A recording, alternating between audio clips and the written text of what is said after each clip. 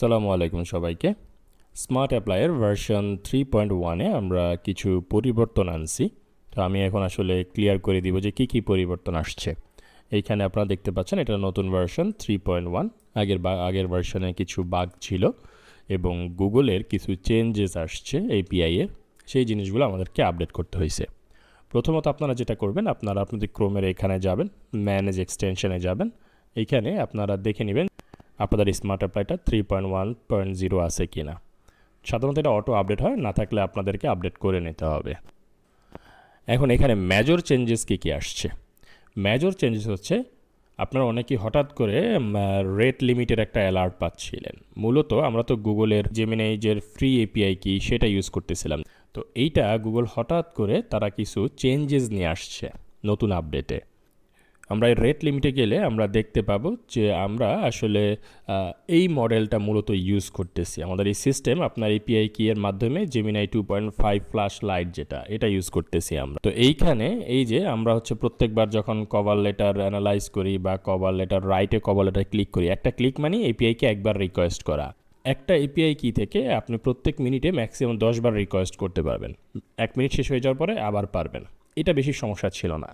সমস্যা হচ্ছে এটা যে একদিনে সর্বোচ্চ আপনি 20 বার এপিআইকে রিকোয়েস্ট করতে পারবেন। এখন একবার কভার লেটার অ্যানালাইসিস করলে একটা রিকোয়েস্ট হয়ে যায়, আবার একবার কভার লেটার লিখলে একটা রিকোয়েস্ট হয়ে যায়। এটা হচ্ছে ফ্রি কোডের যে লিমিটটা আর কি। তো এইটার কারণে আসলে আমরা মেইন প্রবলেমটা ফেস করছিলাম। তো এইটার সলিউশনটা এখন আমি যেটা করে দিছি, আমি সিস্টেমের মধ্যে অটো ইমপ্লিমেন্টেশন করে দিছি। আপনার এইটা যখন 9 বার হয়ে যাবে, সিস্টেম আপনাকে হচ্ছে ওয়ার্নিং দিয়ে দিবে, মানে আপনার আর এপিআইটা আর কাজ করবে না। আপনাকে বলবে যে 1 মিনিট পরে হচ্ছে আবার করার জন্য। আর একদিনে 18 বার যখন এপিআই রিকোয়েস্ট হয়ে যাবে, তখন হচ্ছে আমরা স্মার্ট অ্যাপ্লাই আপনাকে বলবে যে একটা এপিআই কিটা চেঞ্জ করে নিতে। ওকে, একদিনে তো আমরা আসলে 20-30টা বা 40টা এতগুলো তার অ্যাপ্লিকেশন করি না। তো আমরা তো ফ্রিটা ইউজ করতেছি।